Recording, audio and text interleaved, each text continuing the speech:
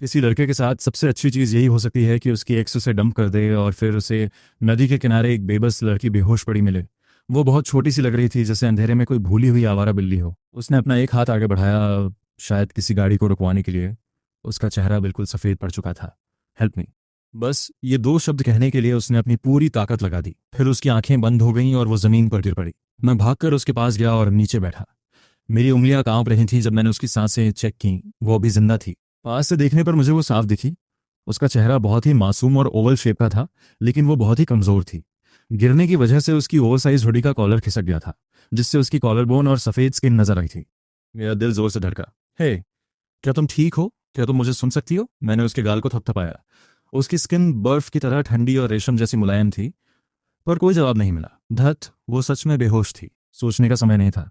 मैंने उसे अपनी बाहों में उठाया और सीधे हॉस्पिटल की तरफ भागा। जैसे ही मैं अंदर पहुंचा, नर्सों ने एक बेहोश लड़की को देखा और तुरंत मुझे घेर लिया। क्या हुआ? ये नदी के किनारे मिली, अचानक बेहोश हो गई। ये लड़की बहुत खूबसूरत है। नर्सें उसके मासूम चेहरे को देख रही थीं और आपस में फुसफुसा रही थीं। फिर शक भरी नजरों से मेरी तरफ देखा। जांच के बाद डॉक्टर ने माथे पर बल देते हुए पूछा, तुम्हारा इसके साथ क्या रिश्ता है? मैं एक अजनबी हूं, मैंने तुरंत कहा। डॉक्टर, बस ये बताइए कि ये कितनी गंभीर बात है। गंभीर एनीमिया, जिसकी वजह से कार्डियक एपिसोड हुआ है। इसे तुरंत इमरजेंसी ट्रीटमेंट की जरूरत है। डॉक्टर ने अपनी भौहें सिकोड़ी। उन्होंने मुझे ऊपर से नीचे तक शक से देखा। तुम सच में अजनबी हो? कहीं तुम वो तो नहीं जिसने इसे छोड़ दिया? खैर, जाओ और पेपर्स संभालो, हमें डिपॉजिट चाहिए। मैंने अपना फोन निकाला और याद आया कि मेरे अकाउंट में सिर्फ कुछ हजार युआन ही बचे हैं। जब से घर वालों से अनबन हुई है, पैसे आने बंद हो गए हैं। कितने? मैंने खुद को तैयार करते हुए पूछा। 5,000 से शुरू करो। मैंने चिढ़कर जुबान से आवाज निकाली और डूबते मन से अपने कॉन्टैक्ट्स देखने लगा। मैं आखिर किसे फोन करूं? मेरा सबसे अच्छा दोस्त गेब भी मेरी तरह कंगाली में है। मैं किसी को परेशान नहीं करना चाहता था। और संडे को स्टॉक मार्केट भी बंद रहता है। ऑनलाइन लोन्स का तो सवाल ही नहीं उठता। मेरे डैड ने बहुत पहले ही मेरे सारे रास्ते बंद कर दिए थे। मैंने हॉस्पिटल के बेड पर उस मासूम चेहरे को देखा और अपने दांत भींचे। क्या मुझे सच में हाथ पैर जोड़कर घर वापस जाना होगा? मैं कुछ सेकंड्स के लिए हिचकिचाया। फिर मैं एक कोने में गया और डायल किया। डैड, मैं हूं। मैं अपनी बेबसी पर कार्ड के साथ मुस्कुराया। मुझे 10,000 युआन उधार चाहिए, इमरजेंसी है। दूसरी तरफ थोड़ी देर सन्नाटा रहा। फिर एक ठंडी और सपाट आवाज आई, तो फिर तुम लाइन पर आ ही गए। अफसोस कि पैसे मांगने के लिए आए हो, घर आने के लिए ही। सारा कैश स्टॉक मार्केट में फंसा दिया क्या? और अब तुम्हें बाप की याद आई। वापस आ जाओ और फैमिली बिजनेस संभालो। गाड़ियाँ, बंगले, औरतें, जो कुछ भी मेरा है वो तुम्हारा होगा। मैं काफ़ी देर तक चुप रहा। मैंने हमेशा कहा है कि मुझे ये सब नहीं चाहिए, और इस बार बात पैसों की नहीं है। एक लड़की है जिसे बचाने की ज़रूरत है। आपकी मर्जी। मैंने फ़ोन काट दिया। थोड़ी देर सन्नाटा रहा। कुछ सेकंड्स बाद मेरे फ़ोन पर घंटी बजी। 50,000 युआन मेरे अकाउंट में आ गए। मैं हैरान होकर स्क्रीन को देखता रहा। फिर एक थकी हुई मुस्कान के साथ सिर हिलाया। बुढ़ा कभी नहीं बदलेगा। बाहर से सख्त, अंदर से नरम। डिपॉजिट जमा करने के बाद मैं इमरजेंसी रूम के बाहर बेंच पर गिर पड़ा और समय गुजरते हुए देखने लगा। वनेसा की कड़वी बातें फिर से मेरे दिमाग में गूंजने लगी। ईथन, तुम खुद का ख्याल तक नहीं रख सकते। तुम अपने दम पर मुश्किल से जिंदा रह पा रहे हो। तुम्हें क्या लगता है कि तुम मुझे डिजर्व करते हो? मैं शायद अंधी थी जो तुम जैसे कंगाल लूजर के प्यार में पड़ गई। मैंने छत की तरफ देखा, डिसइंफेक्टेंट की तीखी गंध को महसूस किया और सोचा, वो रिश्ता भी क्या मजाक था। मैं आखिर किस चीज से प्यार कर रहा था? मुझे नहीं पता कितना समय बीता, पर आखिरकार इमरजेंसी रूम की लाइट बुझ गई। डॉक्टर बाहर आए और अपना मास्क हटाया। मरीज अब खतरे से बाहर है। क्या आप उसके परिवार से हैं? मैंने आपको बताया था मैं एक अजनबी हूं, मैंने फिर कहा। तो अब क्या स्थिति है? डॉक्टर ने आ भरी। कंजेनिटल हार्ट डिजीज, साथ में लंबे समय से कुपोषण और थकान। उसे ऑब्जर्वेशन के लिए रुकना होगा। जाओ, पेपर वर्क पूरा करो। Congenital heart disease. मेरा दिल बैठ गया। ये कोई छोटी बात नहीं थी। इसमें लाखों युआन खर्च हो सकते थे। मैं लड़खड़ाते हुए पेमेंट काउंटर तक गया और अपना कार्ड स्वाइप किया। अपने बैलेंस को घटते हुए देख रहा था। मैंने खुद को कोसा। ईथन, ओ ईथन, हीरो बन रहे हो। अजनबी के लिए परिवार के पैसे लुटा रहे हो। किसे इंप्रेस करने की कोशिश कर रहे हो। लेकिन मुझे खुद भी एहसास नहीं हुआ। जैसे ही मैंने सुना कि वो खतरे से बाहर है, मेरे सीने का बोझ हल्का हो गया। हॉस्पिटल के कमरे में वो लड़की शांत लेटी थी। आईवी ड्रिप की वजह से उसके चेहरे का दर्द गायब हो गया था। सोते हुए वो बहुत सुकून में लग रही थी। अब मुझे उसे गौर से देखने का मौका मिला। वो ज्यादा बड़ी नहीं होगी, ज्यादा से ज्यादा 18 या 19 साल की। इतनी कम उम्र की लड़की नदी के किनारे अकेली और बेहोश कैसे मिली? मैं थोड़ी देर बोर होकर बेड के पास बैठा, फिर पानी की बोतल लेने बाहर गया। जैसे ही मैं वापस आया, मेरी नजर उन आंखों से मिली जो ही अभी खुली थी। वो धुंधली और खोई हुई लग रही थी, बिल्कुल बेबस। हम एक पल के लिए एक दूसरे को देखते रहे। लड़की कमजोर आवाज में बोली, क्या आपने मुझे बचाया? बस वहां से गुजर रहा था। अब कैसा महसूस हो रहा है? मैंने थकी हुई मुस्कान दी। उसने बैठने की कोशिश की पर उसमें ताकत नहीं थी। मैंने उसे सहारा देने के लिए हाथ बढ़ाया और मेरी हथेली उसके कंधे पर पड़ी, जो इतना पतला था कि मेरे हाथ में समा गया। मैं अपनी भौहें सिकोड़ने से खुद को रोक नहीं पाया। वो बहुत ही ज्यादा दुबली थी। शुक्रिया। लड़की पीछे टिक गई। उसकी आवाज़ एक फुसफुसाहट से ज़्यादा नहीं थी। मैं आपके मेडिकल बिल्स के पैसे चुका दूंगी। अपनी आंखें बंद करके भी मैं बता सकता था कि ये जिद्दी लड़की बस हिम्मत दिखाने की कोशिश कर रही है। मैंने शांति से सिर हिलाया। वो हम बाद में देख लेंगे। तुम्हारा नाम क्या है? क्या कोई ऐसा है जिसे मैं फ़ोन कर सकूं? ये सुनते ही उसकी सुंदर आंखों की चमक तुरंत गायब हो गई। मेरा नाम मियाँ है। परिवार में कोई नहीं है जो आ सके। तुम्हारा मतलब क्या है? मैं सुनने रह गया। मेरी माँ गुजर गई। मेरे डैड। मियाँ ने अपना सिर झुका लिया। उसकी उंगलियां हॉस्पिटल गाउन को जोर से मरोड़ रही थीं। उसकी आंखों में गहरा दुख था। वो नहीं आएंगे। बोलते हुए उसका पूरा शरीर कांप रहा था। मैं समझ गया। उसकी जिंदगी काफी मुश्किल रही है। कोई और? कोई दोस्त? मियाँ ने सिर हिलाया। वो अपने सफेद होठों को इतनी जोर से चबा रही थी कि खून निकल आए। उसकी आवाज और भी धीमी हो गई। मैं अभी इस शहर में आई हूं। मैं किसी को नहीं जानती। मैंने आ भरी। बहुत बढ़िया। लगता है मैं इसके साथ फंस गया हूं। अभी बस आराम करो। जब तुम ठीक हो जाओगी तब बाकी सब देखेंगे। मैंने समय देखा। रात के 10 बज चुके थे। क्या तुम्हें भूख लगी है? क्या मैं तुम्हारे लिए कुछ खाने को लाऊं? मियाँ ने घबराहट में मेरी तरफ देखा। मुझे मुझे भूख नहीं है, बस थोड़ी प्यास लगी है। मैं मुड़ा और एक कप गुनगुना पानी उसे दिया। जैसे ही उसने लिया, उसकी उंगलियां गलती से मेरी उंगलियों से छू गईं। वो ऐसे कांपी जैसे उसे झटका लगा हो और उसके गाल तुरंत गुलाबी हो गए। सॉरी। इसमें सॉरी की क्या बात है? मुझे लड़की थोड़ा अजीब लगी, और उसकी बर्फ जैसी ठंडी उंगलियों के उस छुअन ने मुझे सोचने पर मजबूर कर दिया। मेरे अंदर एक ऐसी भावना जागी जिसे मैं नाम नहीं दे सका। मियाँ के पानी पीने के बाद मैं कुछ कहने ही वाला था कि मेरे पेट से एक जोरदार और शर्मनाक आवाज निकली। सही है, मैंने रात का खाना नहीं खाया था। मियाँ ने मुझे देखा और धीरे से पूछा, क्या आपको भूख लगी है? आप मेरी चिंता मत कीजिए, जाकर खा लीजिए। मुझे थोड़ा अजीब लगा। मैं भूखा तो बहुत था, पर उसे इतना कमजोर देखकर मेरा जाने का मन नहीं हुआ। मैं कुछ डिलीवरी ऑर्डर कर देता हूँ। क्या खाना अच्छा लगेगा? मियाँ ने तुरंत अपना सिर ऐसे हिलाया जैसे कोई खिलौना हो। जरूरत नहीं है, मुझे भूख नहीं है।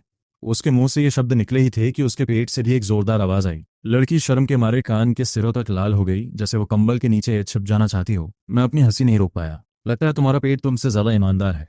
मुझे बस थोड़ी सी भूख लगी है, बस थोड़ी सी। मियाँ शर्मिंदगी में लाल होते हुए मान गई। मैंने उसे चिढ़ाया नहीं। मैंने अपना फोन निकाला और कुछ सादा चावल का दलिया और हल्का खाना ऑर्डर किया। डिलीवरी का इंतजार करते हुए मैं खिड़की के पास टिक गया और अपना फोन चलाने लगा। कभी कभी बेड पे लेटी मियाँ को देख लेता। वो वहाँ चुपचाप लेटी थी, पर उसकी नजरें मुझ पर ही टिकी थी, जैसे उसे डर हो कि पलक झपकते ही मैं गायब हो जाऊंगा। किसी का मुझ पर इस तरह निर्भर होना मुझे थोड़ा असहज कर रहा था, पर अजीब तरह से थोड़ा अच्छा भी लग रहा था। तो ऐसा महसूस होता है। जब खाना आया, मैंने उसके बेड के पास छोटा सा मेज लगाया और दलिया रख दिया। मदद चाहिए? उसकी हालत देखकर मुझे सच में डर लग रहा था कि वो चम्मच भी पकड़ पाएगी या नहीं। उसने अपना सिर हिलाया और सावधानी से चम्मच उठाया, पर उसका हाथ इतना कांप रहा था कि कई कोशिशों के बाद भी वो चम्मच अपने मुंह तक नहीं ले जा पा रही थी। मुझसे अब और देखा नहीं गया। मैं उसके हाथों से बोल और चम्मच ले लिया। मुझे करने दो। मैंने एक चम्मच दलिया उठाया, उसे फूंक मारकर ठंडा किया और उसके होठों के पास ले गया। मियाँ फटी आंखों से मुझे देख रही थी। उसका चेहरा बिल्कुल लाल हो गया था। ये पहली बार था जब किसी लड़के ने उसे खाना खिलाया हो। मुंह खोलो, मैंने उसे देखते हुए कहा। उसने बात मानी और धीरे से अपना मुंह खोला। दलिया के छोटे छोटे घूंट लेने लगी। हर कुछ निवाले के बाद वो चोरी छिपे मुझे देख लेती, घबराई हुई और एहसानमंद। उसका छोटा सा मासूम चेहरा सब कुछ बयां कर रहा था। जब तक मैंने उसे पूरा दलिया खिलाया, मेरा अपना पेट बुरी तरह आवाज कर रहा था। मैंने अपना खाना खोला और जल्दी जल्दी खाने लगा। बीच में ही मैंने अचानक देखा कि मियाँ अपनी बड़ी बड़ी आंखों से मुझे खाते हुए देख रही है। उसके एक्सप्रेशंस ने मुझे चौंका दिया। मेरा हाथ रुक गया। मेरी नजरें बिना इजाजत नीचे चली गईं। हॉस्पिटल बेड पर उसके नंगे पैर दिख रहे थे। उसके पैर की उंगलियां सफेद और कोमल थीं। नहीं नहीं नहीं ईथन, तुम इंसान हो, जानवर नहीं। तुम्हारे कुछ स्टैंडर्ड्स हैं। तुम्हें क्या हो गया है? मैंने मन ही मन खुद को 2 झापड़ मारे, और वो सच में बहुत ही क्यूट थी। क्या तुम्हें थोड़ा और खाना है? मैं कसम खाता हूं कि इसका उसकी क्यूटनेस से कोई लेना देना नहीं था। मैं बस ये सोचकर परेशान था कि उसने पेट भर खाया या नहीं। लड़की ने धीरे से सिर हिलाया। उसकी आवाज बहुत धीमी थी। आप जिस तरह मजे से खा रहे हैं वो देखकर अच्छा लगा। ये सुनकर मेरा खाना गले में ही अटकते अटकते बचा। ये कैसा कॉम्प्लीमेंट था?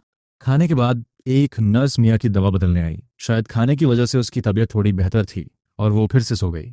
मैं बेड के पास खड़ा होकर खुद से लड़ रहा था, फिर हार मानकर विजिटर्स चेयर पर बैठ गया। मैं इस बेचारी लड़की को हॉस्पिटल में अकेला नहीं छोड़ सकता था। रात गहरी हो गई। कमरे में बस मियाँ की हल्की सांसों की आवाज थी। मैं नीचे शहर की रोशनियों को देख रहा था, मेरे ख्यालों में खो गया था। तभी बेड से एक हल्की सी कराहने की आवाज आई और मैं वापस होश में आया। मैंने देखा नींद में मियाँ की भौहें कसी हुई थीं। लगता है कोई बुरा सपना देख रही थी। बिना सोचे मैंने अपना हाथ बढ़ाया और धीरे से उसके माथे की शिकन को मिटाया। जैसे ही मेरी उंगलियां उसकी स्किन से छुईं, मिया की आंखें खुल गईं। हमारी नजरें मिली। मैंने अपना हाथ ऐसे पीछे खींचा जैसे मेरा हाथ जल गया हो और अजीब तरह से खांसा। बुरा सपना? मिया ने कोई जवाब नहीं दिया। वो बस मुझे शांति से देखती रही। चांदनी रात में उसकी आंखें पानी से भरी हुई एम्बर की तरह लग रही थी।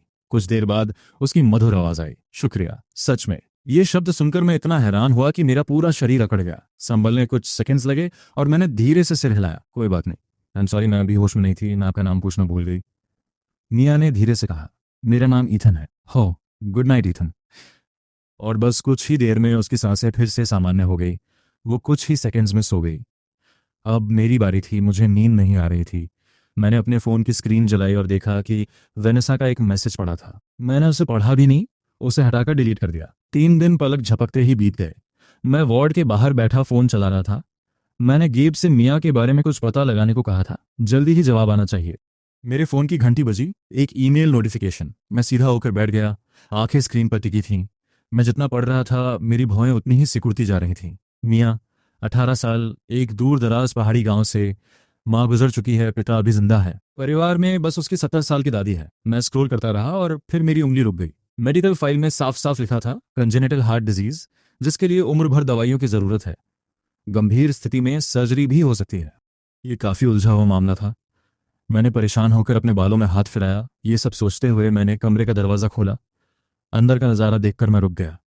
मिया जाग रही थी और बेडसाइड टेबल पर रखे पानी के कप तक पहुंचने की कोशिश कर रही थी। उसकी ओवरसाइज गाउन की आस्तीन नीचे खिसक गई थी, जिससे उसकी बहुत ही पतली कलाई नजर आ रही थी। हिलना मत, मैंने कहा और 3 लंबे कदम चलकर उसके पास पहुंचा, तब उसके हाथों में थमा दिया।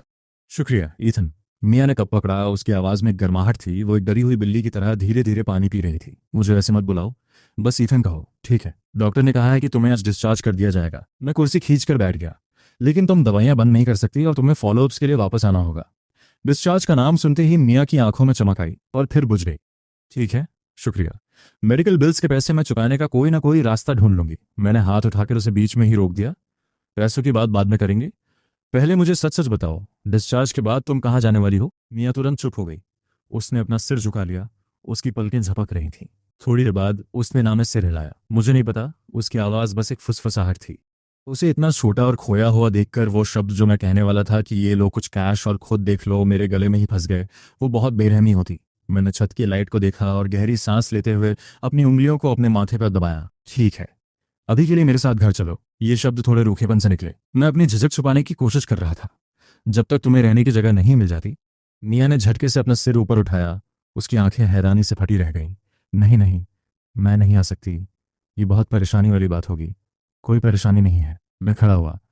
मेरा घर वैसे भी धूल खा रहा है। वैसे भी मैं रुका और उसके चेहरे की तरफ देखा। मैं तुम्हें नदी से निकालकर सड़क पर सोते हुए नहीं देख सकता। पेपर वर्क पूरा होने के बाद मैं मिया को लेकर बाहर निकला। बाहर धूप बहुत तेज थी। मिया ने अपनी आंखों को बचाने के लिए हाथ ऊपर उठाया। उसका दुबला शरीर उस बड़ी सी हॉस्पिटल गाउन में कांप रहा था। उसके अपने कपड़े बहुत गंदे हो चुके थे। मेरी गाड़ी किनारे पर खड़ी थी। मैंने आगे का दरवाजा खोला, पर मिया वहीं खड़ी रह गई। पहले अपनी गंदी गाउन को देखा और फिर गाड़ी की चमकती सीट को। आपकी गाड़ी गंदी हो जाएगी। मिया के कान लाल हो गए। उसकी आवाज़ धीमी होती गई। मैं उसे देख रहा था और मुझे समझ नहीं आ रहा था कि हंसूं या दुख मनूं। ये वही पुरानी खटारा वोक्सवैगन थी जिसका वेनेसा ने सैकड़ों बार मजाक उड़ाया था, और ये लड़की इसे ऐसे देख रही थी जैसे ये कोई बहुत कीमती चीज हो। ये आखिर किस तरह की लड़की है? पहली बार मैं सच में मिया के बारे में और जानना चाहता था। कोई बात नहीं, बैठ जाओ, ज्यादा मत सोचो। वो आखिरकार सीट पर बैठी, बिल्कुल अकड़ कर, जैसे किसी खतरे में हो। मैं गाड़ी के दूसरी तरफ से अंदर आया, सीट बेल्ट बांधी और उसे ऐसे डरे हुए बैठे देख अपनी हंसी नहीं रोक पाया। रिलैक्स, ईथन कहता है कि वो उसे नहीं काटेगा, पर क्या वाकई? नहीं।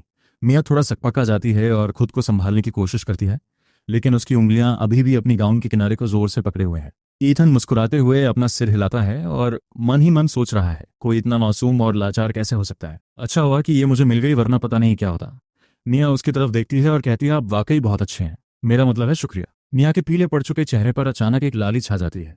वो खुद को मजबूत दिखाने की कोशिश कर रही है, लेकिन उसकी आंखों में आंसू चमक रहे हैं। ईथन घबराकर कहता है, अरे अरे रो मत, मैंने तो कुछ किया भी नहीं।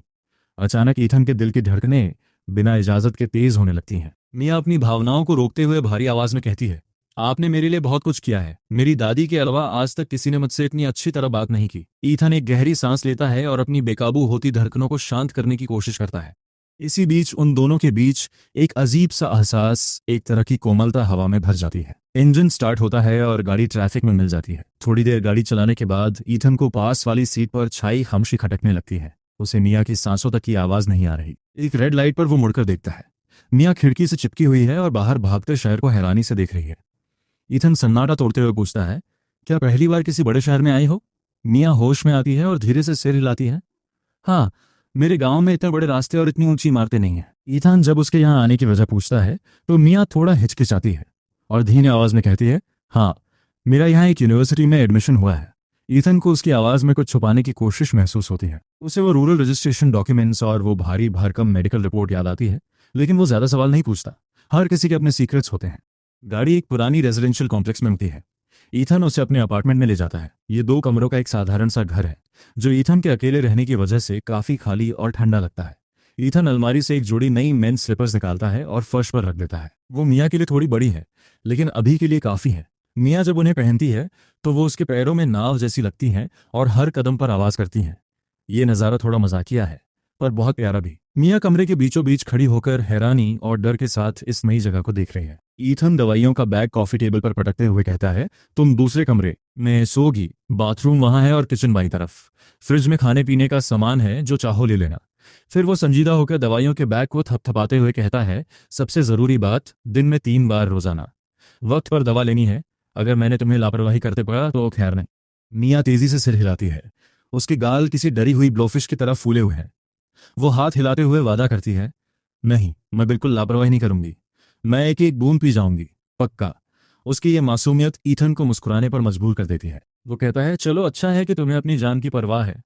डॉक्टर ने भी कहा है कि खुद पर ज्यादा जोर मत डालना और ज्यादा इमोशंस को हावी मत होने देना। मिया आज्ञाकारी बच्ची की तरह सिर हिलाती है। अचानक कमरे में एक अजीब सी खामोशी छा जाती है। ईथन इस माहौल को हल्का करने के लिए एक हल्की सी खांसी खांसता है और कहता है, खैर, तुम घर देखो और सहज हो जाओ, मुझे कॉल करना है। वो बालकनी में जाकर अपने दोस्त गेब को मैसेज करता है, इमरजेंसी है, औरतों के कपड़ों का एक पूरा सेट ले आओ, सब कुछ अंदर बाहर के कपड़े, हाइट करीब 5 फीट 5 इंचेस, और वो काफी दुबली है।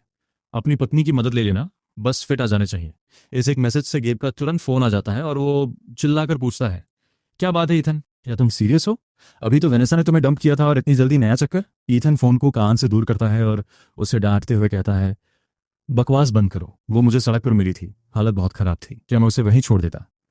वो उसे संक्षेप में पूरी बात सुनाता है। गेब की आवाज अब थोड़ी गंभीर होती है, ठीक है ठीक है, तुम भी ना बड़े अजीब हो, एड्रेस भेजो, मैं अभी आता हूँ।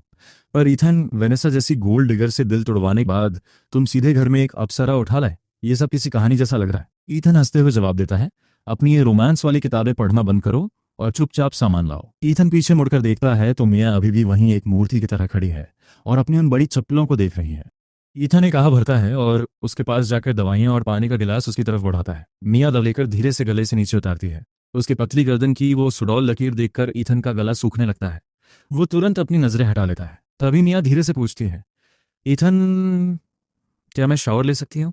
ईथन उसे बाथरूम की तरफ इशारा करता है और बताता है कि वहां नया तौलिया और सामान रखा है। और तभी उसे एक बात का एहसास होता है और वो एकदम से रुक जाता है। मिया के पास बदलने के लिए कपड़े नहीं हैं और जो कपड़े उसने पहने हैं उसके अंदर भी उसने कुछ नहीं पहना है। मिया को भी उसी पल इस बात का एहसास होता है और उसका पूरा चेहरा, यहाँ तक कि उसके कान भी शर्म से लाल हो जाते हैं। ईथन झेपते हुए कहता है, मेरा दोस्त कपड़े ला रहा है, तब तक थोड़ा मैनेज कर लो। कहते ही उसे खुद पे गुस्सा आता है कि उसने कितनी बेवकूफ़ी भरी बात कही है। तभी डोरबेल बजती है और ईथन राहत की सांस लेकर दरवाजे की तरफ भागता है। गेब वहां बड़े से शॉपिंग बैग के साथ खड़ा है और अंदर झांकने की कोशिश कर रहा है। गेब पूछता है, कहाँ है वो? मुझे भी तो देखने दो कि किस परी ने ईथन को पिघला दिया। ईथन उसे कॉलर से पकड़कर अंदर खींचता है और बैग छीन लेता है। गेब जबरदस्ती अंदर झांकता है और उसकी नजर मिया पर पड़ती है, जो दीवार के पीछे से झांक रही है। दोनों की आंखें मिलती हैं और मिया किसी डरी हुई बिल्ली की तरह पीछे छिप जाती है। गेब हैरान होकर कहता है, ओ भाई ईथन, तुम तो सीधे किसी एनिमे की लड़की उठा लाए। ईथन उसे बिना रहम के दरवाजे के बाहर धक्का देता है और कहता है, चुप करो और जाओ यहाँ से, मैं पैसे ट्रांसफर कर दूंगा। ईथन दरवाजा बंद कर देता है और वो कपड़ों का बैग मिया को थमाते हुए कहता है, ये लो तुम्हारे कपड़े, अब जाकर शाल ले लो। मिया बैग लेकर तेजी से बाथरूम में घुस जाती है। ईथन सोफे पर गिर पड़ता है और सिर पकड़ लेता है। तभी गेब का मैसेज आता है, भाई, मैं सच कह रहा हूँ, वो लड़की तुझे इस तरह देख रही थी, उसकी आंखों में तारे चमक रहे थे। बस काबू में रहना, जानवर मत बन जाना। ईथन उसे जवाब भेजता है दफा हो जा। तभी बाथरूम का दरवाजा खुलता है। मिया नए कपड़े पहनकर बाहर आती है, लेकिन वो कपड़े उस पर थोड़े ढीले हैं जिससे वो और भी नाजुक लग रही है। उसके भीगे बाल कंधों पर गिरे हैं, लेकिन उसकी टॉप कुछ जगहों से बहुत ज्यादा टाइट है। वो घबराकर अपने कपड़ों को नीचे खींचती है और शर्मिंदगी से कहती है, ईथन पैंट्स तो ठीक हैं, पर टॉप थोड़ा छोटा है और अंडरवेयर भी बहुत छोटी है, मैं उसे नहीं पहन पाई। ये सुनकर ईथन की आंखें फटी की फटी रह जाती हैं। वो मन ही मन सोच रहा है, तो इसका मतलब इसने अभी अंदर कुछ नहीं पहना है। ईथन का दिमाग काम करना बंद कर देता है। वो घबरा कर कहता है, ठीक है, अगर कोई और रास्ता नहीं है तो तुम मेरे कपड़े पहन लो। मिया हैरानी से पूछती है, ईथन क्या तुम्हारे पास औरतों के कपड़े होते हैं? ईथन का चेहरा लाल हो जाता है और वो चिल्लाकर कहता है, मेरा मतलब मेरे खुद के कपड़े, तुम क्या सोच रही हो? मिया शर्मिंदगी में अपने होठ चबाने लगती है।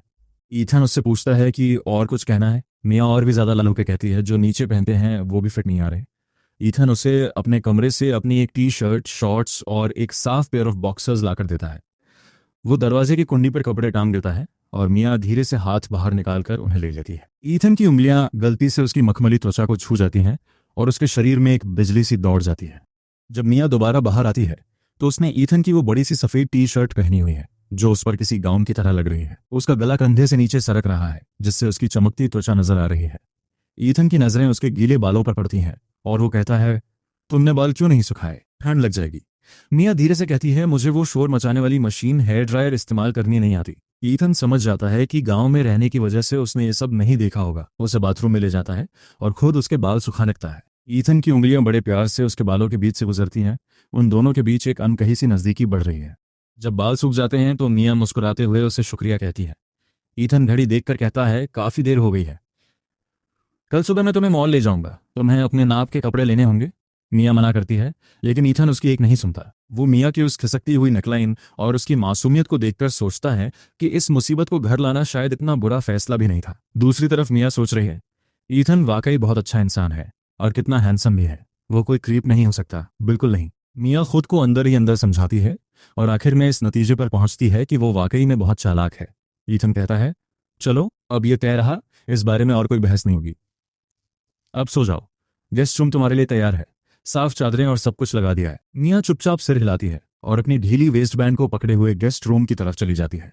दरवाजे पर पहुंचकर वो रुकती है और पीछे मुड़ती है।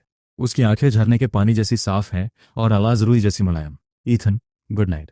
वो दो धीमे शब्द ईथन के ऊपर किसी मखमल की तरह गिरते हैं। उसके सीने में छलछल सी होती है, गुड नाइट। अगली सुबह सूरज की पहली किरण पर्दे के बीच से छनकर सीधा उसके चेहरे पर पड़ती है। वह आधी नींद में उठकर अपनी आदत के मुताबिक फोन उठाता है और टाइम देखता है। 9:30 बज रहे हैं। सालों की ट्रेडिंग वाली मसल मेमोरी जाग जाती है। वह स्टॉक ऐप खोलता है। अगले ही पल उसकी नींद पूरी तरह उड़ जाती है। वो कचरा स्टॉक जिसे उसने महीनों पहले भुला दिया था आज पूरी तरह ग्रीन है और डेली गेम लिमिट पर लॉक हो चुका है। वह बुदबुदाता है, जब किस्मत मेहरबान होती है तो उसे कोई नहीं रोक सकता और उसकी उंगलियां तेजी से चलती हैं। वह बिना सोचे समझे कैश आउट कर लेता है। एक मंझे हुए ट्रेडर का नियम है, मुनाफा लो और निकलो। वह देखता है कि हजारों युवान उसके अकाउंट में आ गए हैं। उसका मूड एकदम ठीक हो जाता है। ये कोई बहुत बड़ी दौलत नहीं है, पर अभी के लिए काफी है, इतनी कि उस बेसहारा लड़की के लिए अच्छे कपड़े खरीदे जा सकें जिसे वो घर लाया है। वह चप्पलें घसीटते हुए बेडरूम से बाहर आए, तभी उसकी नाक में एक खुशबू टकराती है। ताजे तले हुए अंडों की महक पूरे घर में फैली हुई है। उसके अपार्टमेंट में खाने की खुशबू कहाँ से आई? वो उस महक का पीछा करता है और देखता है कि किचन में एक छोटी सी जान उसकी तरफ पीट करके खड़ी है, जिसने ईथन की बड़ी सी टी शर्ट पहनी हुई है। उसकी लंबी गोरी टांगे किसी की भी आंखें चौंधिया दें। वो ऊपर वाली कैबिनेट तक पहुंचने के लिए अपनी उंगलियों पर उचक रही है, जिससे उसकी टी शर्ट ऊपर खिंच जाती है और उसकी पतली कमर और सपाट पेट साफ दिखाई देने लगता है। ईथन जोर से खांसता है और अपनी नजरों को दूसरी तरफ मोड़ लेता है। वो खुद को रोकता है, अपनी आंखें काबू में रख ईथन, काबू में। मियाँ चौंक कर पीछे मुड़ती है। उसके हाथ में नूडल्स का पैकेट है। ईथन तुम जाग गए। वह घबराकर तुरंत अपनी एड़ियों पे वापस आ जाती है। मैं बस तुम्हारे लिए ब्रेकफास्ट बनाना चाहती थी, मुझे पनाह देने के लिए छोटा सा शुक्रिया। ईथन उसके पास जाता है और उसके उस मासूम घबराए हुए चेहरे को देखता है। बर्तन में नूडल्स उबल रहे हैं और बगल में एक सुनहरी जर्दी वाला अंडा रखा है। ईथन पूछता है, ओह तुम्हें खाना बनाना आता है? मियाँ गाल गुलाबी करते हुए सिर हिलाती है। घर पर मैं रोज खाना बनाती थी। ईथन के दिमाग में उसकी फाइल की बातें घूमने लगती हैं। जुआरी बाप, माँ का साथ बचपन में ही छूट जाना। उसके सीने में एक दर्द सा उठता है। वह और कुछ नहीं पूछता, बस उबलते हुए बर्तन को देखता है और कहता है, सच में इसकी महक बहुत अच्छी है। लगता है तुम्हें पता है कि तुम क्या कर रहे हो। तारीफ सुनकर मियाँ की आंखें ऐसे चमक उठती हैं जैसे किसी बच्चे को कैंडी मिल गई हो। उसके चेहरे पर एक प्यारी सी मुस्कान आ जाती है। बस अभी तैयार हो जाएगा ईथन, तुम जाकर हाथ मुंह धो लो। खिड़की से आती धूप उसके चेहरे पर पड़ रही है। उसकी पलकें तितली के पंखों की तरह फड़फड़ा रही हैं। उस मासूम मुस्कान को देखकर ईथन को अचानक एहसास होता है कि ये सुबह कुछ खास है, सिर्फ खाने की वजह से नहीं बल्कि इसलिए क्योंकि इस घर में आखिरकार किसी दूसरे इंसान की गर्माहट महसूस हो रही है। वो सोचता है कि शायद घर को घर जैसा लगने के लिए किसी साथ की जरूरत होती है, और जब वो ठीक हो जाएगी, जब वो बड़ी होगी और इस बड़ी दुनिया में अपने पैर जमा लेगी, तो ये नन्ही चिड़िया आखिरकार उड़ जाएगी। ईथन, तुम वहां खड़े खड़े क्या सोच रहे हो? उसकी उलझी हुई आवाज ईथन को ख्यालों से बाहर लाती है। कुछ नहीं, जल्दी खाओ इससे पहले कि नूडल्स गल जाए। मिया कहती है, ईथन मैं तो खा ही रही हूँ, तुम भी खाकर देखो कैसा बना है। वाकई बहुत अच्छा है। ईथन उसे ये नहीं बताता कि ये पहली बार है जब किसी लड़की ने उसके लिए ब्रेकफास्ट बनाया है। वैसे तुम इस शहर में पढ़ाई करने आई थी, है ना? लगता है अब स्कूल का वक्त हो गया है। स्कूल का नाम सुनते ही मिया के चेहरे पर घबराहट और अनिश्चितता साफ दिखने लगती है। उसकी उंगलियां अपनी ड्रेस को कसकर पकड़ लेती हैं। मैं नहीं जाना चाहती, ऐसा मत कहो। ईथन अपना सबसे गंभीर चेहरा और सख्त लहजा अख्तियार करता है। तुम जिस उम्र में हो तुम्हें स्कूल में ही होना चाहिए, इसके अलावा तुम और करोगे भी क्या? मिया धीरे से पलटवार करती है, पर ईथन, तुम्हारी उम्र के लोगों के पास अब तक कोई जॉब नहीं होनी चाहिए क्या? बच्चों को बड़ों की बातों में नहीं पड़ना चाहिए। मैं बच्ची नहीं हूँ, मैं एक एडल्ट हूँ। बात मत बदलो, सीधा सवाल है, क्या तुम स्कूल जाना चाहती हो या नहीं? हाँ या ना? अगर तुम जाना चाहती हो तो हम चलेंगे। मिया उसे हैरानी से देखती है। वो ईथन की आंखों में वो यकीन तलाश रही है। फिर वो अपने होंठ काटती है और धीरे से सिर हिला देती है। उसके अंदर जैसे कोई दीवार ढह जाती है। उसकी नाक सुलगने लगती है और आंखें लाल हो जाती हैं। उसकी पलकों के किनारे आंसू आ जाते हैं। क्या स्कूल वाकई ऐसी जगह है जहां कोई अपनी मर्जी से जा सकता है? आज से पहले उसे किसी ने ये नहीं कहा था। उसके माँ बाप ने हमेशा यही कहा कि वो पैसों की बर्बाद है और उसके जैसी लड़की के लिए पढ़ाई का कोई मतलब नहीं है। उसकी आवाज़ भर्रा जाती है, थे क्या एक लड़की के लिए वाकई पढ़ाई मायने रखती है? ईथन उसकी आंखों में जमा होती नमी को देख लेता है। उसे पता ही नहीं चला कि कब उसकी वो बड़ी आंखें आंसुओं से भर गईं। बिल्कुल मायने रखती है। तुम अपने लिए स्कूल जाती हो, शिक्षा पर हर इंसान का हक है। ईथन थोड़ा परेशान हो जाता है। उसे समझ नहीं आता कि वो इतनी जल्दी ठीक होने के बाद अचानक रोने कैसे लगी। इसका दिल बाहर से जितना कमजोर है अंदर से उतना ही कर जैसा है। वो सोचता है कि ये कितनी मासूम और रोतलू लड़की है। ईथन, क्या तुम मुझे अब से सिर्फ मिया बुला सकते हो? वो अपने आंसू बड़े ही अनाड़ी तरीके से पोंछती है। उसे लगता है कि वो इसे छुपा रही है, पर उसका बिखरा हुआ चेहरा ईथन के ठीक सामने है। ईथन उलझन में पूछता है, मिया अचानक ये बदलाव क्यों? कोई वजह नहीं है, ये लड़कियों वाली बात है। मिया मुंह फुलाकर अपनी नम आंखें झपकाती है। पहली बार उसके चेहरे पर एक शरारती झलक दिखती है। चलो मिया, अब जल्दी खा लो। सुकून भरे खाने का वक्त बहुत छोटा होता है। देखते ही देखते ईथन आखिरी अंडा मजे से खाते हुए सिर हिलाता है। बुरा नहीं है, ये लड़की वाकई अच्छा खाना बना लेती है। वो मेज के दूसरी तरफ उसे छोटे छोटे घूंटों में नूडल्स खाते हुए देखता है, और उसकी टी शर्ट फिर से कंधे से सरक जाती है, जिससे उसकी गोरी गर्दन का हिस्सा साफ दिखता है। ब्रेकफास्ट के बाद मैं तुम्हें शॉपिंग पर ले जा रहा हूँ। ये सुनते ही मिया के हाथ रुक जाते हैं।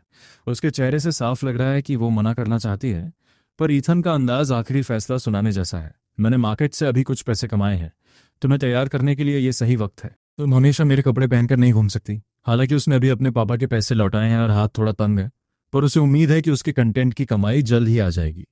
इतना तो वो संभाल सकता है, और ज्यादा जरूरत पड़ी तो वो थोड़ा और स्टॉक्स बेच देगा। सच में? क्या ये ठीक रहेगा?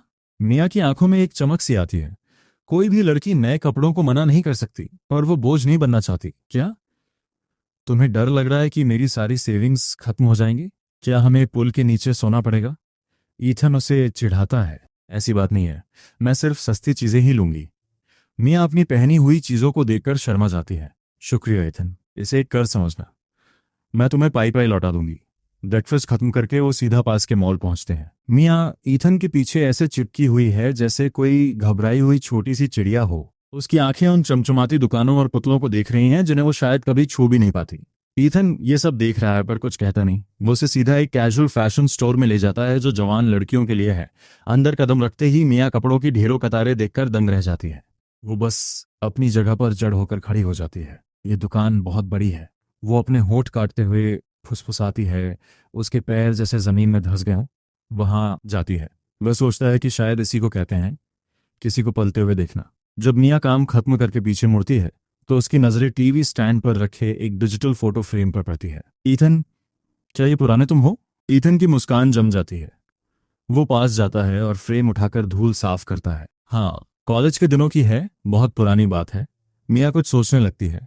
वो तस्वीर में मौजूद उस लड़की की तरफ इशारा करती है जिसकी मुस्कान बहुत प्यारी है। क्या ये तुम्हारी गर्लफ्रेंड थी? कुछ सेकंड के लिए वहां खामोशी छा जाती है। ईथन उस फ्रेम को उल्टा करके मेज पर रख देता है। एक एक्स। वो ऐसे कहता है जैसे किसी अजनबी की बात कर रहा हो। बहुत पहले खत्म हो गया सब। मिया फौरन समझ जाती है कि ईथन का मूड बदल गया है। सच तो ये है कि उस सब से गुजरने के बाद ईथन अब इन सब चीज़ों से ऊब चुका है। वो अपने होठों को एक कड़वी मुस्कान के साथ सिकोड़ता है। उसकी आवाज़ में एक थकावट और अकेलापन है। प्यार एक भूत की तरह है। सबने इसके बारे में सुना है पर देखा शायद ही किसी ने हो।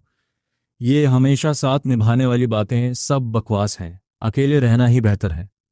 मेरा इन सब से भरोसा उठ चुका है। वह खिड़की के बाहर देखता है। उसका चेहरा पत्थर जैसा सख्त है, जैसे उसने अपने दिल के दरवाजे हमेशा के लिए बंद कर लिए हों। मिया उसे गौर से देखती है। वो उसके इस सख्त बर्ताव के पीछे छिपे अकेलेपन और टूटे हुए दिल को साफ महसूस कर पा रही है। उसके खुद के सीने में एक अजीब सी टीस उठती है। ईथन को दर्द में देखकर उसे खुद को दर्द क्यों हो रहा है। मिया को ये समझ नहीं आता और ये एहसास उसे थोड़ा डरा देता है। ईथन, मेरा दिल अभी थोड़ा भारी महसूस हो रहा है। मेरी दादी हमेशा कहती थी कि जब भी उदासी महसूस हो तो गले लगने से सब ठीक हो जाता है। तो क्या तुम चाहते हो कि मैं तुम्हें गले लगाऊं? ईथन की आंखें फटी की फटी रह जाती हैं। उसका पूरा चेहरा जम जाता है। उसके चेहरे पर गर्मी बढ़ने लगती है। मिया घबराकर कहती है, ईथन, मैं तो बस मजाक कर रही थी। मिया को समझ नहीं आ रहा कि उसने क्या गलत कह दिया, लेकिन अपनी सच्ची भावनाओं को मजाक के पीछे छिपाना हर मासूम इंसान की फितरत होती है। मैं उसकी तरफ मुड़ता हूं और एक हल्की सी मुस्कान के साथ कहता हूं, थैंक यू। मिया पूरी तरह कंफ्यूज्ड है। उसने तो अभी अभी कहा था कि वो बस एक मजाक था, फिर ये बड़ा बुद्धू उसे थैंक यू क्यों बोल रहा है, और उसे हक करने का मौका भी नहीं मिला। उसके सीने में एक अजीब सी बेचैनी और हलचल होने लगती है। अगली सुबह पर्दों के बीच से आती सूरज की रोशनी मिया के चेहरे पर पड़ती है। आज वो कुछ ज्यादा ही जल्दी जाग गई है। सच तो ये है कि वो रात भर ठीक से सो नहीं पाई थी। यूनिवर्सिटी रजिस्ट्रेशन के बारे में सोचकर ही उसे घबराहट और एक्साइटमेंट दोनों महसूस हो रही थी। पिछली रात जब मैंने उसे बिठाकर तसल्ली से बात की थी, तब मिया ने अपने पास्ट के बारे में बहुत कुछ बताया था। सब कुछ तो नहीं, लेकिन काफी कुछ। वो वाकई यहाँ पढ़ने के लिए आई थी, इस शहर में जिसे लोग रोमांटिक पहाड़ों और टूरिस्ट हेवन के नाम से जानते हैं। लेकिन उसकी नींद उड़ने की वजह सिर्फ पढ़ाई नहीं थी। जब भी कुछ तस्वीरें उसके दिमाग में आती, उसका चेहरा शर्म से जलने लगता। जब उसे धुंधली सी नींद आई तो उसने सर्दियों का सपना देखा। उसने सपने में खुद को और ईथन को एक होटल हॉट स्प्रिंग में साथ देखा। और फिर, ओह, एक लड़की ऐसा सपना कैसे देख सकती है? मिया को पहली बार ऐसी शर्मिंदगी महसूस हो रही थी। उसे लग रहा था जैसे सब कुछ बदल गया है। जब कुछ समझ ना आए तो इंटरनेट पर सर्च करो। कल मैंने उसे सीखने के लिए एक पुराना फोन दिया था। पलक झपकते ही मिया को कुछ ऐसे जवाब मिले जो उसे बिल्कुल समझ नहीं आए, और उसका चेहरा टमाटर की तरह लाल हो गया। उसका मन किया कि फोन कमरे के पार फेंक दे। इधर जब मैं उबासी लेते हुए बेडरूम से बाहर आया तो मैंने देखा कि मिया लिविंग रूम की काउच पर बिल्कुल सीधी और सतर्क बैठी है। इतनी जल्दी उठ गई? कुछ खाया क्या? मिया धीरे से सिर हिलाती है। उसकी आवाज़ बहुत कोमल है। मैं बस थोड़ी देर पहले ही उठी थी। मैंने कुछ बनाया है। ईथन, तुम खाकर देखो। ये बस छोटी सी चीज़ है। मिया भागकर किचन में जाती है और माइक्रोवेव से 2 प्लेट्स लेकर आती है जो उसने कल रात के बचे हुए चावल और सॉसेज से बनाई थी। शायद ये बहुत अच्छी ना लगे। 2 सफ़ेद सेरामिक प्लेट्स में 2 सलीके से बने त्रिकोणीय चावल बॉल्स रखे थे, जिनके ऊपर बड़ी सावधानी से तिल के बीज छिड़के गए थे। तुम्हें रोज़ सुबह नाश्ता बनाने की ज़रूरत नहीं है। मैं अक्सर इसे स्किप कर देता था, और सच कहूँ तो नाश्ता मुझे कभी इतना खास नहीं लगा। मैं रुकता हूँ और मेरी आंखों में एक चमक आती है। मैं एक चाय व बॉल उठाकर उसे खाता हूँ। ये तो बहुत बढ़िया है। मेरी आंखें चमक उठती हैं। मैं उसे 2-3 बाइट्स में ख़त्म करता हूँ और दूसरे की तरफ हाथ बढ़ाता हूँ। वाकई बहुत अच्छा है, सच में। ये चावल बॉल्स कुछ बहुत फैंसी नहीं थे, पर मुझे समझ नहीं आ रहा था कि ये मुझे इतने स्वादिष्ट क्यों लग रहे हैं। तुम इसे बनाने के लिए कितने बजे उठी थी? मिया अपना सिर झुका लेती है। उसकी उंगलियां घबराहट में एक दूसरे में उलझी हैं और उसके कान के सिरे गुलाबी हो रहे हैं। बस थोड़ा जल्दी। सच तो यह है कि वो बहुत पहले उठ गई थी और काफ़ी बार फेल होने के बाद उसने आखिरकार ऐसे चावल बॉल्स बनाए थे जो दिखने में ठीक लगे। मैं उसके चेहरे की उन मासूम भावों को देखता हूँ जो तारीफ सुनना चाहते हैं लेकिन पूछने में शर्मा रहे हैं। मेरे अंदर कुछ पिघल सा जाता है। मुझे सच पता है, पर मैं कुछ कहता नहीं। मैं हाथ बढ़ाकर उसके बालों को बिगाड़ देता हूँ। Thanks little dummy. मैं डमी नहीं हूँ, मैं मिया हूँ। स्मार्ट मिया। ओह, तुम ये किसी दिन साबित जरूर कर दोगी। मियाँ अपनी गाल फुला लेती है और बुदबुदाती है, लेकिन उसकी मुस्कान रुकने का नाम नहीं ले रही। नाश्ते के बाद मैं गाड़ी की चाबियां उठाता हूँ। चलो, मैं तुम्हें स्कूल छोड़ देता हूँ। मियाँ की आंखें चमक उठती हैं। ईथन, तुम खुद मुझे ले जाओगे? मैं मजाक में मुस्कुराता हूँ। क्यों, तुम्हें मेरे साथ नहीं जाना? नहीं, मुझे अच्छा लगेगा। मैं बस तुम्हें परेशान नहीं करना चाहती थी। मुझ पर तुम्हारा उधार रहा, धीरे धीरे चुका देना। मैं हंसता हूँ। मियाँ धीरे से कहती है, ठीक है, तो ये सब एक कर्ज है। मियाँ की भावनाएं एकदम उलझ जाती हैं। वो सब कुछ वापस करना चाहती है, सच में। लेकिन अगर वो कभी पैसे चुका भी दे तो जो वो महसूस कर रही है उसे कैसे चुकाएगी? अचानक मियाँ के दिमाग में एक शब्द आता है, खुद को उसे सौंप देना। ये ख्याल आते ही उसका चेहरा लाल हो जाता है। वो अपने होंठ काटती है और सिर झुकाकर अपनी शर्ट का कोना पकड़ लेती है। मैं उसकी तरफ देखता हूँ। थोड़ी नर्वस हो? मियाँ सिर हिलाती है। लेकिन उसे स्कूल की वजह से घबराहट नहीं हो रही, बल्कि ईथन की वजह से हो रही है। कॉलेज असल में कैसा होता है? उसकी आंखों में जिज्ञासा और कंफ्यूजन है। वही पुरानी क्लासेस, खाना और सोना। हाई स्कूल से ज्यादा अलग नहीं है। बस यहाँ कोई रोज तुम्हारे पीछे नहीं पड़ेगा। मैं स्टीयरिंग व्हील पर उंगली मारता हूँ। तुमने इकोनॉमिक्स चुनी है ना? वर्कलोड ठीक ठाक है, तुम्हारी सेहत के लिए भी अच्छा है। मियाँ हैरान होकर पूछती है, तुम्हें मेरा मेजर कैसे पता? मैं एक पल रुकता हूँ और बिना पलक झपकाए झूठ बोल देता हूँ, तुमने कल रात बताया था। भूल गई क्या? मियाँ कंफ्यूजन में पलकें झपकाती है। उसे याद ही नहीं कि उसने ऐसा कुछ कहा था। मैं मुस्कुराता हूँ। उधर यूनिवर्सिटी पहुंचकर मैं कहता हूँ, वहां पहुंचकर अपना इंट्रोडक्शन दे देना। अब तुम्हें नए दोस्त बनाने चाहिए। मैं आगे कहता हूँ, अभी के लिए वही पुराना फ़ोन इस्तेमाल करो, रोज़ के कामों के लिए ठीक है। मैं जल्द ही तुम्हारे लिए एक अच्छा स्टडी सेटअप ले आऊँगा। मैं उन पैसों के बारे में सोचता हूँ जो मैं वेनेसा को भेजा करता था। अगर मैंने वो सारे पैसे बचाए होते तो मैं एक हाई एंड गेमिंग सेटअप और कई शानदार डिनर का इंतजाम कर सकता था। एक एक पैसा बर्बाद हो गया। मियाँ सिर हिलाती है, लेकिन फिर उसे एहसास होता है कि मैंने क्या कहा। वो घबराकर हाथ हिलाती है। नहीं नहीं, तुम मुझ पर और खर्च नहीं कर सकते। मैं मुस्कुराकर सिर हिलाता हूँ। जब मैं अपने पास रखा था तब मैं एक एक पैसा नहीं गिन रहा था। मैंने तुम्हें कुछ लिविंग एक्सपेंसेस भेज दिए हैं, बस उसे इस्तेमाल कर लेना। मुझे ज़रूरत नहीं है, मेरे पास पैसे हैं। मैं अपनी भौहें चढ़ाता हूँ, कहाँ से आए? मियाँ की आवाज़ धीमी हो जाती है और वो इधर उधर देखने लगती है। बस है मेरे पास। मैं अपनी आंखें सिकोड़ता हूँ और मुस्कुराकर बात टाल देता हूँ, जब खत्म हो जाए तो बता देना। मियाँ राहत की सांस लेती है। उसे अच्छा लगा कि मैंने ज़्यादा जोर नहीं दिया, लेकिन वो वाकई मुझ पर और बोझ नहीं बनना चाहती। इसी बीच हम यूनिवर्सिटी के गेट्स पर पहुंचते हैं। फ्रेशमैन चेक इन एरिया में बहुत भीड़ है। मैं गाड़ी पार्क करता हूं और मियाँ को कॉलेज ऑफ लिबरल आर्ट्स के रजिस्ट्रेशन डेस्क तक ले जाता हूं। वहां की एडवाइजर एक 30 साल की महिला है, काले चश्मे वाली, बिल्कुल बिजनेस लाइक, मिस ली। मैं आगे बढ़ता हूं और मियाँ को अपने सामने करता हूं। नमस्ते, ये मेरी कज़न मियाँ है, आज रजिस्ट्रेशन के लिए आई है। मिस ली अपना चश्मा ऊपर करती हैं और मियाँ को गौर से देखती हैं, फिर मेरी तरफ मुड़ती हैं। उनके चेहरे पर शक साफ दिख रहा है। तुम्हारी सगी कज़न? मैं शांति से कहता हूँ, मम्मी की तरफ से कज़न है। इसकी सेहत थोड़ी ठीक नहीं रहती, कंजेनिटल हार्ट कंडीशन है, कोई भी भारी फिजिकल एक्टिविटी नहीं कर सकती। इसे ज़्यादा स्ट्रेस भी नहीं होना चाहिए। अगर आप इस पर नज़र रखेंगी तो बड़ी मेहरबानी होगी। मिस ली की नज़र हम दोनों के बीच घूमती है। इसके माता पिता कहाँ हैं?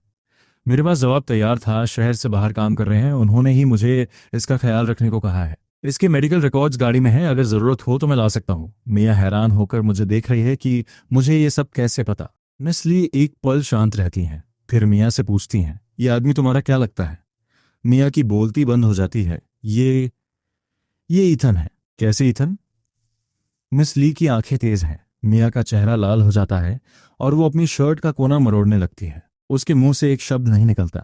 मैं आ भरता हूँ और आगे आता हूँ। मिस ली, आप देख सकती हैं कि ये झूठ बोलने में कितनी कच्ची है, लेकिन आप ये भी देख सकती हैं कि मेरा इरादा बुरा नहीं है। अगर होता तो मैं इसे यहाँ लेकर ही नहीं आता। कैंपस के अंदर मैं इसका ख्याल नहीं रख सकता, इसलिए आप पर भरोसा कर रहा हूँ। अगर कुछ भी हो तो मुझे सीधे कॉन्टैक्ट करें। मैं उन्हें अपना कार्ड देता हूँ जिस पर मेरा नंबर और एड्रेस है। वो उसे देखती हैं और फिर मुझे गौर से। उनके तेवर थोड़े ढीले पड़ते हैं। ठीक है, मैं इस पर नज़र रखूंगी, लेकिन कॉलेज कोई डे केयर नहीं है। आखिर में सब स्टूडेंट पर ही निर्भर करता है। समझ गया, शुक्रिया मिस ली। मैं मियाँ की तरफ मुड़ता हूँ। मैं तुम्हारी ट्रेनिंग यूनिफॉर्म लेकर आता हूँ, तुम फॉर्म्स भरो और यहीं रुको। जब मैं दूर चला जाता हूँ तो मिस ली मियाँ की तरफ झुकती हैं। सच बताओ, क्या वो वाकई तुम्हारा बॉयफ्रेंड नहीं है या है? वो खुद को रोक लेती हैं। उन्होंने इस जॉब में बहुत कुछ देखा है। मियाँ जोर से सिर हिलाती है। नहीं नहीं, वो वाकई एक भाई की तरह है, अच्छा है, कॉलेज प्रलोभनों से भरा है। तुम जैसी लड़की को खुद को बचाकर रखना चाहिए। कुछ भी गलत हो तो मेरे पास आना। बाहर के लोगों पर इतनी जल्दी भरोसा मत करना। मियाँ सिर हिलाती है, पर अंदर ही अंदर वो मानती है कि ईथन बुरे इंसान नहीं है। मिसली को उसकी ये धीमी आवाज़ सुनाई दे जाती है। वो बस आ भरती हैं। ये लड़की बहुत मासूम है और मिसली जानती हैं कि ऐसे ही लोगों का फ़ायदा उठाया जाता है। जब मैं ट्रेनिंग यूनिफॉर्म लेकर लौटता हूँ तो मिया सारा पेपर वर्क खत्म कर चुकी होती है। सब हो गया। मिस ली ने कहा कि मेरी कंडीशन की वजह से मैं कम्यूट कर सकती हूँ। बेहतरीन। इससे मेरा कम्यूटर स्टेटस फाइल करने का काम बच गया। मिया चौंक जाती है कि मैंने ये पहले ही सोच लिया था। मैं कोई जवाब नहीं देता, बस उसके हाथों में यूनिफॉर्म थमा देता हूँ। ये लो, पहन कर देखो। यूनिफॉर्म उसके लिए बहुत बड़ी थी। बाहें कई बार मोड़नी पड़ी और जैकेट उसके कूल्हों से नीचे जा रही थी। वो बिल्कुल एक छोटी बच्ची लग रही थी जिसने अपने माँ बाप के कपड़े पहन लिए हों। ये बहुत बड़ी है। मिया उसे खींचती है। कोई बात नहीं, तुम पर फिर भी अच्छी लग रही है। मैं बाद में छोटा साइज ले आऊंगा। मैं उसका कॉलर ठीक करता हूँ। चलो तुम्हें डॉम दिखा दूँ। रास्ते में मैं अचानक पूछता हूँ, क्या तुमने स्टूडेंट लोन के लिए अप्लाई किया है? मिया की आंखें फटी की फटी रह जाती हैं। हाँ, किया है। तुम्हें कैसे पता? उसने इसे छिपाने की बहुत कोशिश की थी। कौन सा बैंक? कितना? वही जो स्कूल के साथ है। साल के 8,000। उसकी आवाज़ धीमी होती जाती है और उसकी आंखें लाल होने लगती हैं। मुझे पता है कि इस बुद्धू ने मेरे पीछे से स्टूडेंट लोन ले लिया। क्या 8,000 काफ़ी हैं? ट्यूशन और डॉर्म फीस ही 5,000 से ऊपर है। बाकी खर्चे के लिए काफ़ी हैं? काफ़ी हैं। मैं वैसे भी ज़्यादा नहीं खाती। मैं कुछ नहीं कहता, बस उसके बालों को ज़ोर से सहलाता हूँ, पगली कहीं की।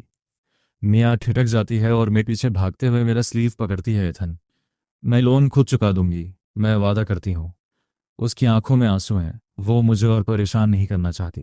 मैं उसकी बात का जवाब दिए मैं उसे पूरा कैंपस दिखाता हूँ।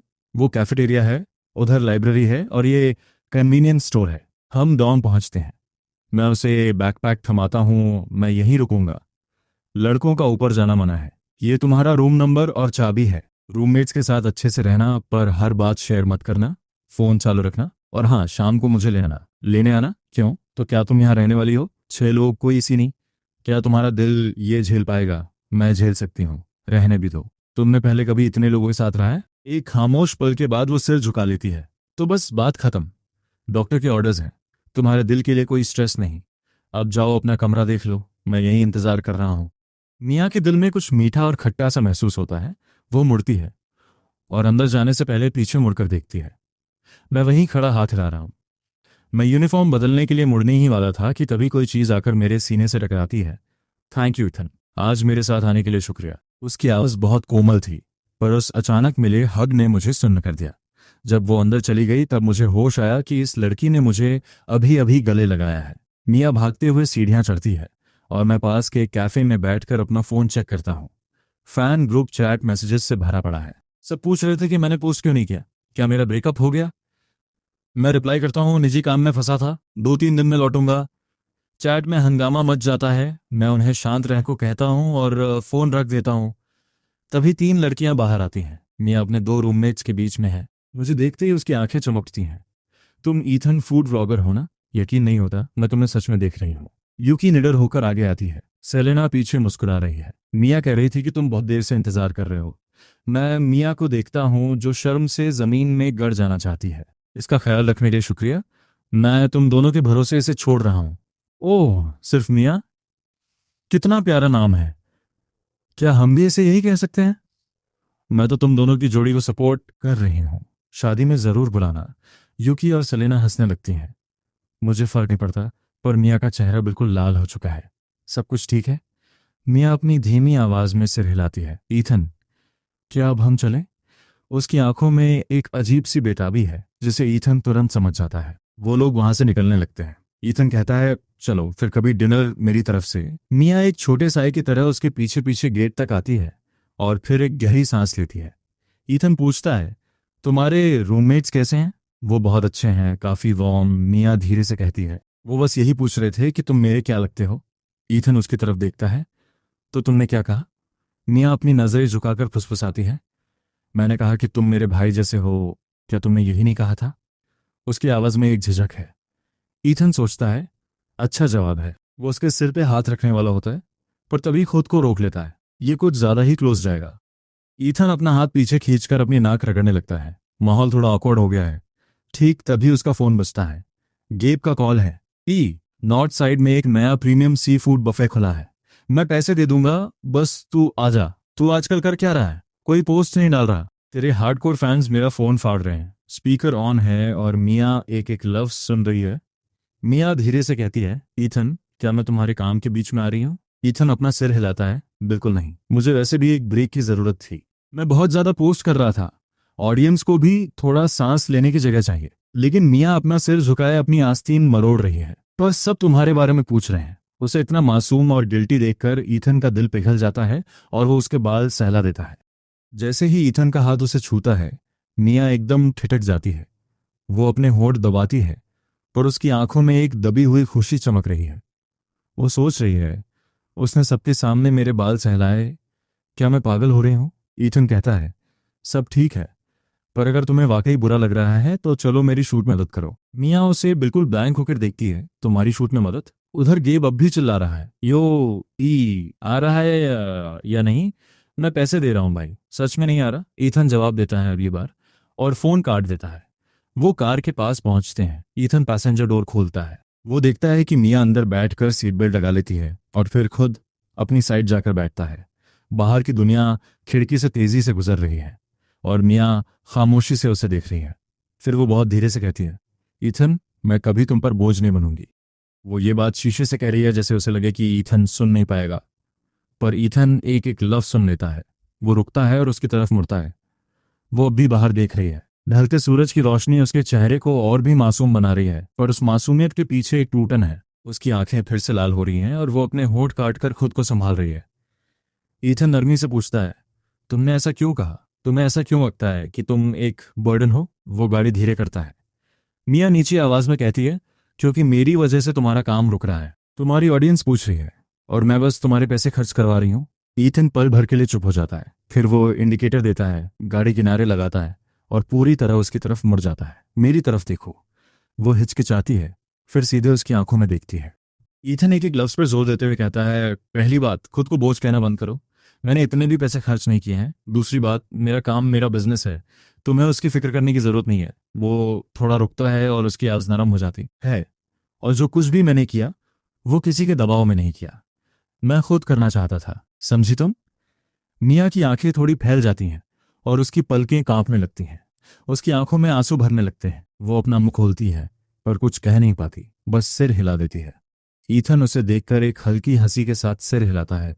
पगली, कोई इतना बेखबर कैसे हो सकता है? फिर ईथन सोचता है कि कैसे वेनेसा ने उसे बेवकूफ़ बनाया था और उसकी हंसी थोड़ी कड़वी हो जाती है। दो पागल, हम दोनों में से किसी के पास बोलने की जगह नहीं है। दो पागल, ये जोड़ी शायद जम जाए।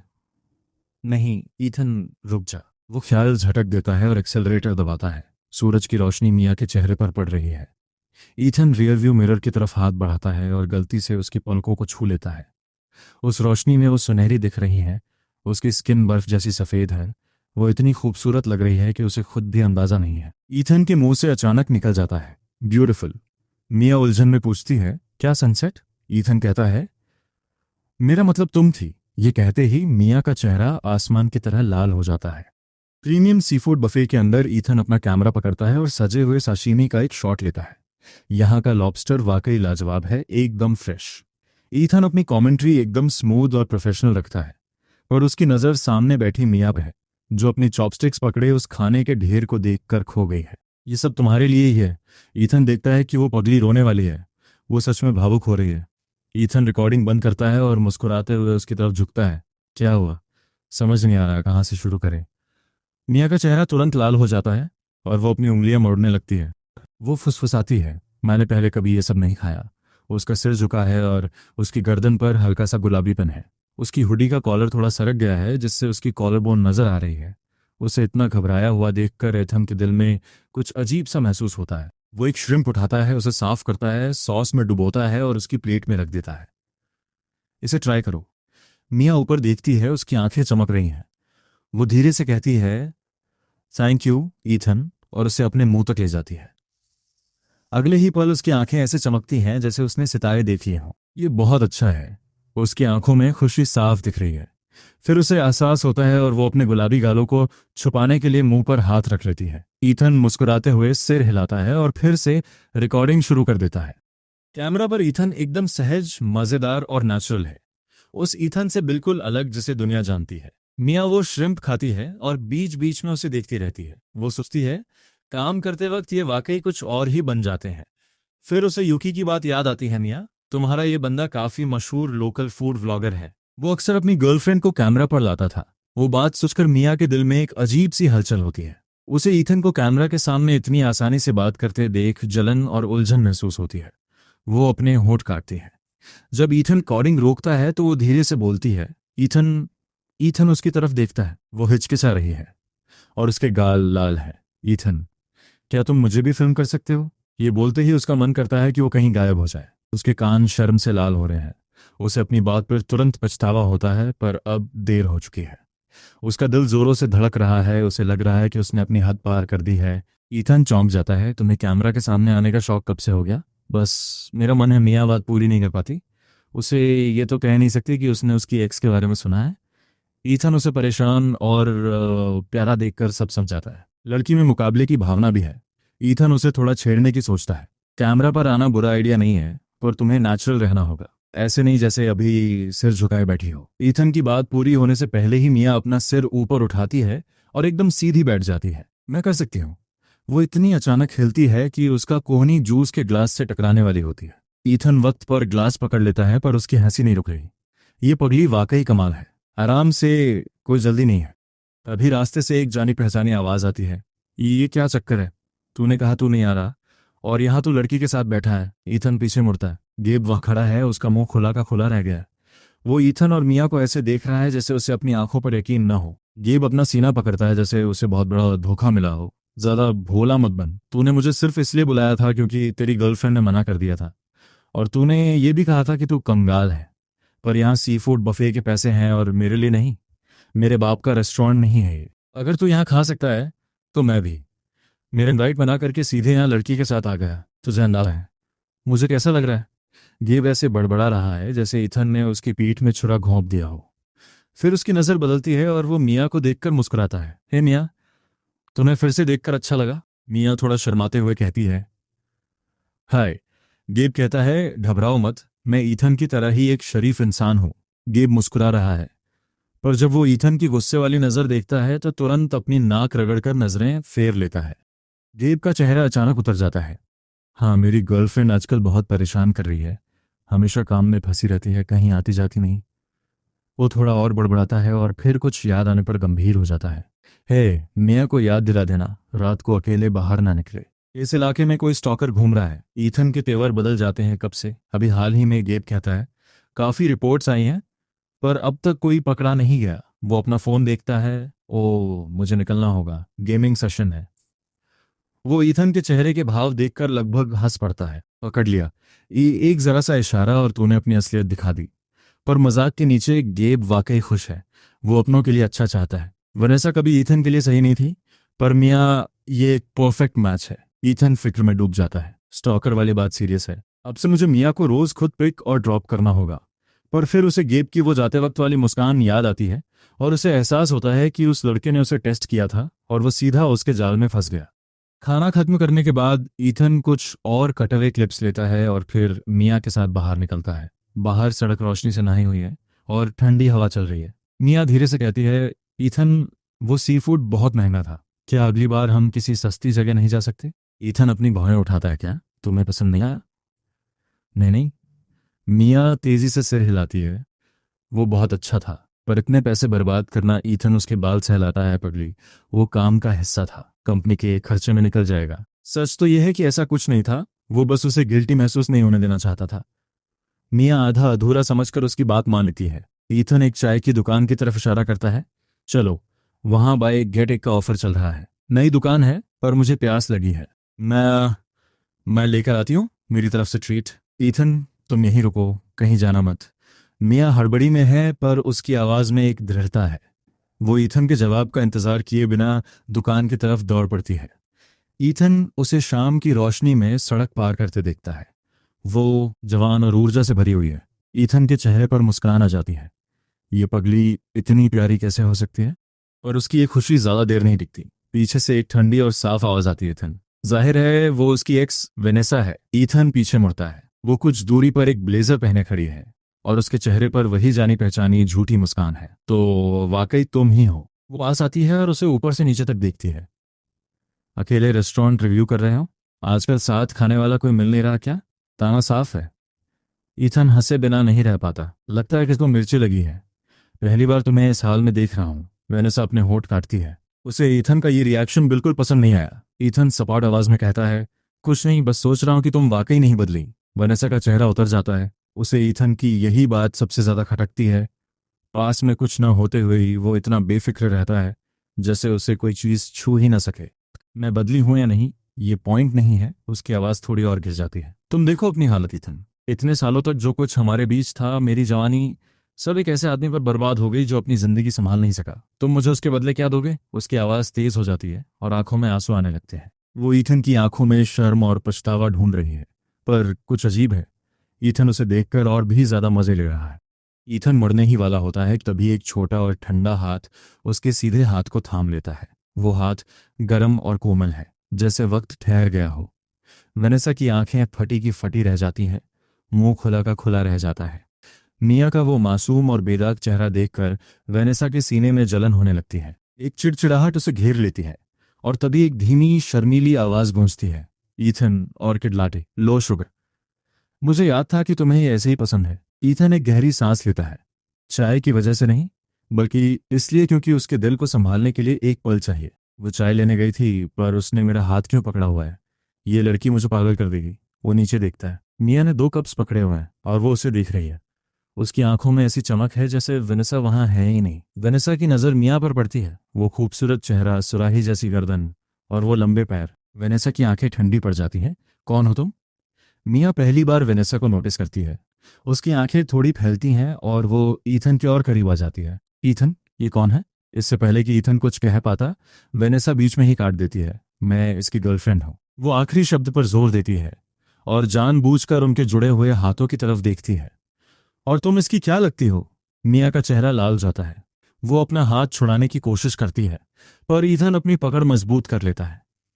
माफ करना, गर्लफ्रेंड नहीं, एक्स गर्लफ्रेंड। ईथन की आवाज में कोई इमोशन नहीं है। ये शब्द वेनेसा के लिए नहीं, बल्कि उसके पास खड़ी उस लड़की के लिए हैं जिसने 2 चाय के कप्स पकड़े हुए हैं। इससे पहले कि ईथन कुछ और कहे, मिया खुद को संभालती है। वो एक कदम आगे बढ़ती है और वेनेसा की तरफ देखती है। उसकी आवाज नरम है, पर उसमें एक मजबूती है। ईथन, तुम्हें अपनी चाय पीनी चाहिए। स्टाफ कहता है कि क्रीम को 5 मिनट्स के अंदर ही खत्म करना होगा, वरना इसका असली टेस्ट नहीं आएगा। उसकी आवाज में थोड़ी हिचकिचाहट है, पर एक ऐसी जिद है जिसे साफ महसूस किया जा सकता है। ये देखकर मेरे सीने में एक अजीब सी गर्माहट महसूस होती है। मैं कप अपने हाथ में लेता हूँ और उसका एक सिप भरता हूँ। वाकई लाजवाब है। मिया की आंखें खुशी से चमक उठती हैं।